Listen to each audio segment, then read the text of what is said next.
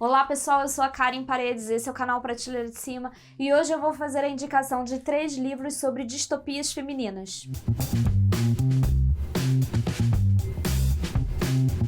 Hoje vamos conversar sobre um tema que há muito tempo eu queria compartilhar com vocês aqui no canal.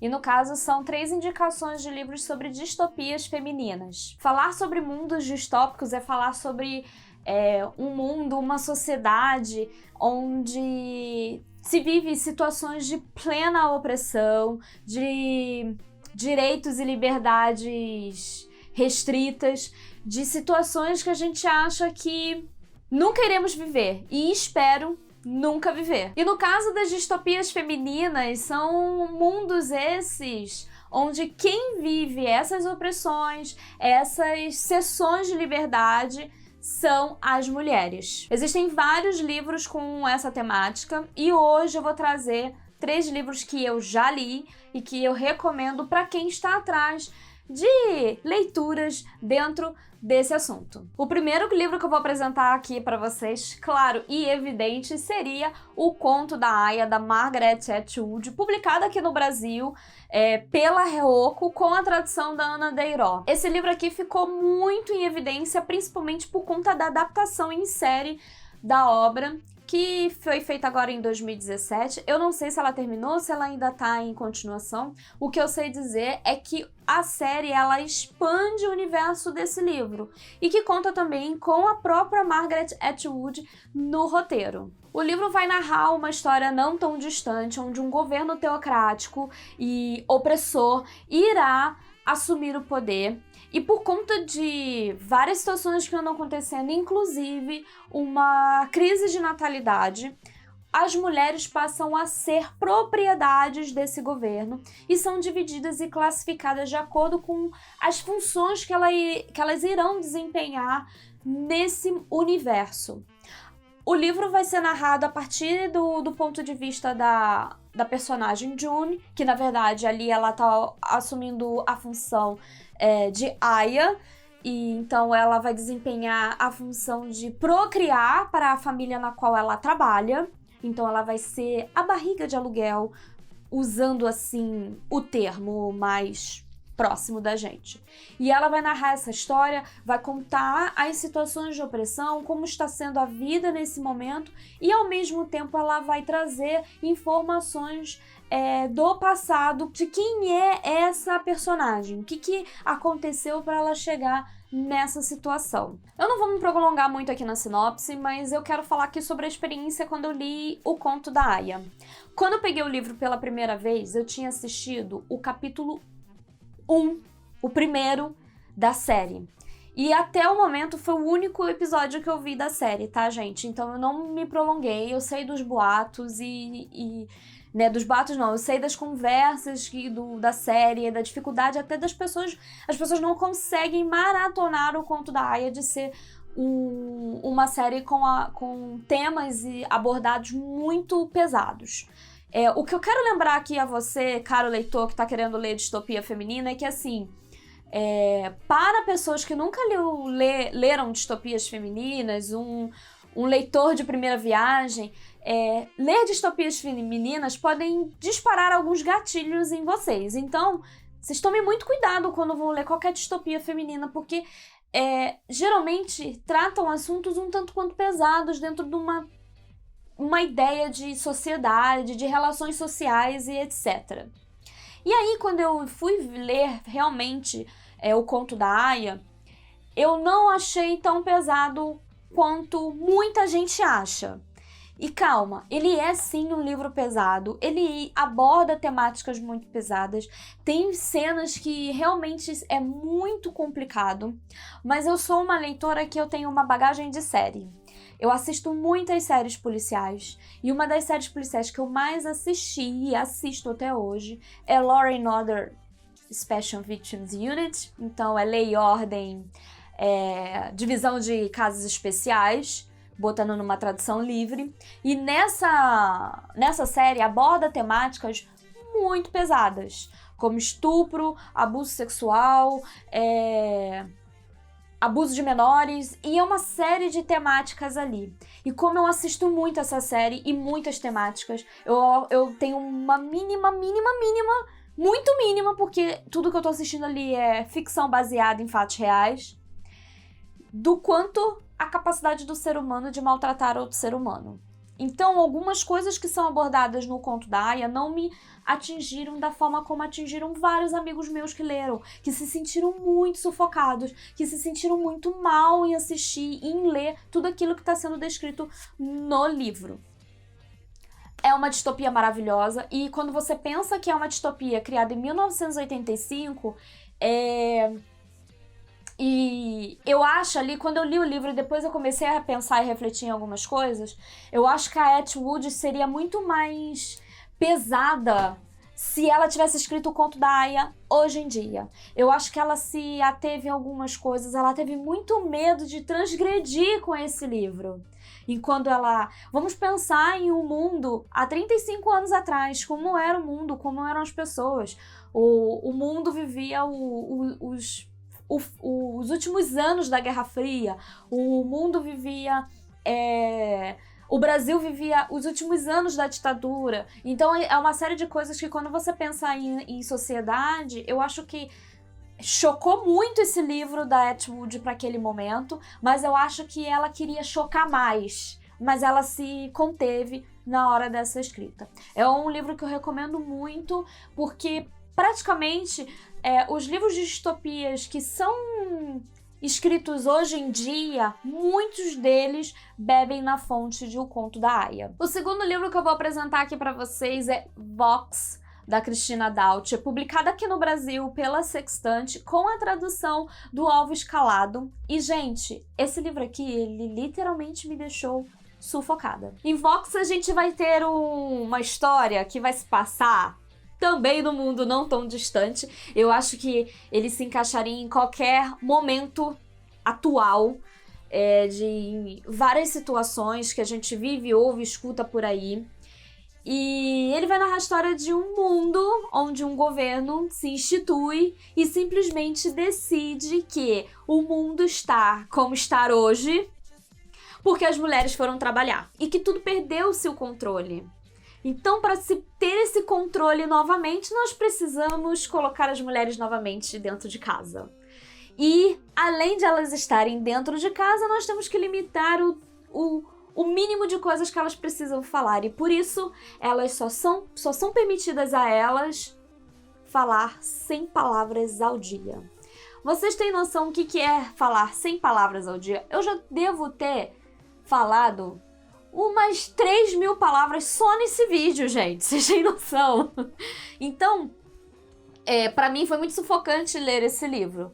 E aí, nessa situação toda de que elas são só permitidas, elas são clausuradas dentro de casa, elas só podem falar 100 palavras, elas não podem ter nenhum outro meio de comunicação, elas não podem escrever, elas não podem usar o computador, elas não podem se comunicar com outras pessoas por sinais, elas não podem nada. E tudo isso é controlado por uma pulseira.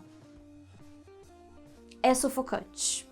Muito sufocante. Em Vox a gente vai ter a história contada pela personagem Jean McClellan, acho que é assim que fala o nome dela.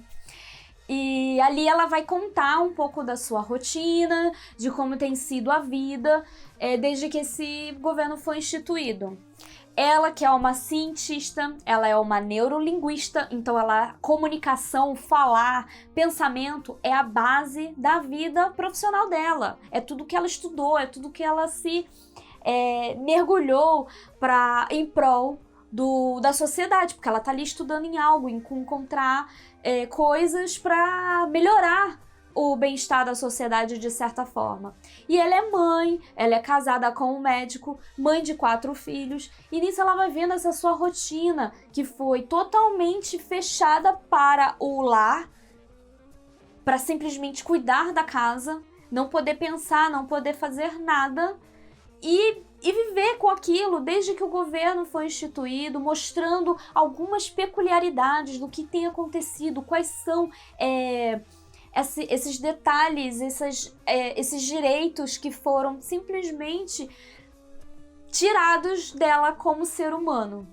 Ela tem uma grande preocupação sobre o futuro, principalmente por conta da sua filha de apenas 5 anos. E aí ela tem uma preocupação muito grande do que vai ser essa menina, do que ela vai fazer da vida, onde ela não pode nem aprender. Ela não pode. A Jean não pode passar os seus ensinamentos, as coisas em que ela acredita para a sua filha. E nessa loucura toda ainda tem um filho mais velho que tem defendido o comportamento do governo dentro dessa concepção machista, dessa concepção de mulheres enclausuradas e que todos os problemas do mundo são causados por elas. Eu literalmente fiquei muito sufocada com a leitura desse livro. Diferente do conto da Aya, eu me senti muito incomodada, muito mesmo. Não poder falar, se sentir presa, não poder se comunicar, não poder pegar um computador para ver uma notícia. Tudo que ela recebia do mundo exterior era através da televisão. E aí nós temos aí a TV como um elemento de manipulação de massa. E era muito sufocante, gente. Eu lembro que quando eu fiz a leitura, eu comentei com algumas amigas, gente, eu tô sufocada. Eu quero gritar quando eu leio esse livro. E foi muito impactante pra mim. A Dauscher, a autora, ela pontua muitas coisas importantes da nossa sociedade mundial, num geral. Ela vai colocar, ela vai apertar a ferida, ela vai mostrar que o quanto a gente pode estar cego dentro de uma sociedade que aos poucos vai limitando os direitos e as liberdades de minorias. O livro ela tem um poder muito grande político, ela tem uma voz política muito grande dentro desse livro e ela vai e cavuca mesmo as feridas da nossa sociedade opressora e machista. E o último livro que eu vou apresentar aqui pra vocês dessas distopias femininas foi um que eu li recentemente, e no caso é O Ano da Graça, da Kim Liggett, publicado aqui no Brasil pela Globo Out com a tradução da Sofia Soter. O Ano da Graça vai contar a história da Tierney, que é uma menina que vive no condado de Gardner e está prestes a completar 16 anos. O chamado Ano da Graça. E o que é o Ano da Graça? É o ano onde elas saem do condado para viverem fora do condado com todas as outras meninas da mesma idade para poderem se livrar da magia corrompedora de homens, eu não sei o que é. Dessa magia que vive dentro delas, que corrompe os homens, que enfeitiçam os homens e etc. Então é uma tradição desse condado para que elas vão e se livrem dessa magia, desse feitiço, dessa coisa que os homens criaram para essas meninas. E quando elas retornam, sobreviventes ou não, porque jogos vorazes da coisa, elas irão por definitivo viverem na casa dos seus pretendentes que as escolheram dentro de um hall de várias meninas. Eu li o livro recentemente, como eu falei, e assim, eu tive uma pequena decepção com ele, mas calma, não é com a história em si, é porque a maneira como ele foi vendido para o público, para chamar leitores, ele foi como um conto da Aya, um novo conto da Aya, e ele passa um pouquinho longe dessa história de O Novo Conto da Aya. Sim, ele é uma distopia feminina, ele vai falar sobre um universo onde as mulheres são oprimidas, mas assim, o conto da Aya, ele tem um viés muito adulto. A Atwood, ela fala com o público adulto, o texto é para um público adulto, apesar de que eu sempre falo para vocês que eu não acredito nessa coisa de livro para idade específica, salvo algumas exceções, tá, gente? Mas o Ano da Graça é um livro não é um livro infanto-juvenil, é um livro young adult. Então ele tem um público muito voltado para uma faixa etária específica. E ok, tá perfeito, ele é perfeito mesmo. Só que o que eu queria era um sentimento meio que de rebelião, de vamos quebrar, vamos romper essas correntes, etc. E o livro não tem isso, tá, gente? O Vox, ele tem esse sentimento de vamos quebrar as correntes, vamos fazer algo para que mude essa situação. O Ano da Graça tem, mas ele não tem esse teor de rebelião, sabe? De que vai acontecer um negócio e vai acontecer e tal.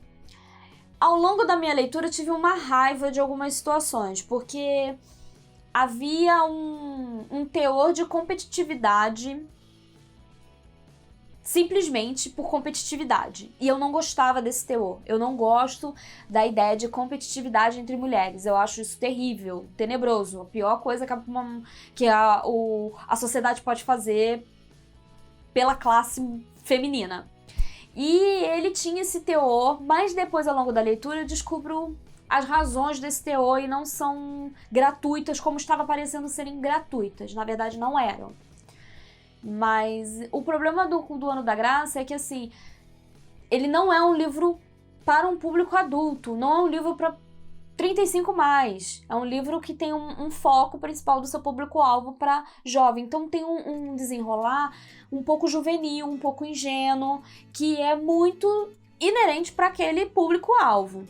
É uma história que, sim, é uma distopia feminina, mas ele tem um pé muito grande na fantasia. Então, para quem gosta um pouco dessa coisa fantástica, ele beira ali também. Então, ele bebe um pouquinho daquela fonte e eu acho que é bem interessante essa ideia. A história em si é bem condizente, tem uma trama muito interessante, construída de forma bem legal, mas eu acredito que o final ficou um pouco com pontas soltas. E deu uma ideia de que pode-se continuar essa história. Eu não gosto muito desses livros que são feitos para serem livros únicos, mas deixa essa ponta para ser uma continuação. Ou você planeja o livro para ser continuação, ou você faz o livro único. Essa coisa que ainda é meio dividida, para mim não rola. Então eu fico muito assim, putz, deixou uma ponta solta, o leitor vai ficar com essas talvez sim, talvez não. Então isso me incomoda um pouco. Mas o livro em si, ele tem um começo, meio e fim, mas que ele deixa esse fiozinho solto para uma possível continuação. Vamos deixar esse fio solto para quem sabe o livro tem uma boa repercussão e a gente faz o livro 2. Eu não curto muito isso. Ou você cria um texto para livro único, ou você cria um texto já pensando numa proposta de saga e deixa isso claro para o leitor que isso aqui vai ter uma continuação. O livro termina de maneira muito interessante. A gente às vezes quer apressar as coisas como leitor, quer que as coisas aconteçam, mas tudo tem o seu tempo e essa acho que foi a ideia da autora, que tipo, ó, isso aqui não é o fim, isso aqui é só o início do fim. Então eu acho que dentro de uma história toda, do seu público-alvo, da ideia que foi passada pelo livro, ele termina muito bem e eu sim indicaria o Ano da Graça para um público talvez que queira se inserir nessa ideia de distopia feminina, mas que ainda é um pouco jovem para entender as outras situações das distopias femininas um pouco mais maduras, um pouco mais voltadas para um público mais adulto. Distopias femininas são sempre livros muito complicados de se ler, mexem muito com a gente por questões que falam muito sobre opressão, sobre minorias, sobre uma série de coisas que incomodam muito as pessoas, incomodam muito principalmente as mais sensíveis. Tem algum outro livro de distopia feminina que quer indicar? Deixa aqui nos comentários que eu quero conhecer, quero colocar, anotar tudo na minha lista para ler e poder indicar mais livros aqui para vocês. Se curtir esse vídeo, dê aquele joinha, se inscreva no canal, não esquecendo de ativar o sininho para receber todas as notificações de vídeo novo. E vejo vocês em um próximo vídeo. Mil beijos e até mais. Tchau!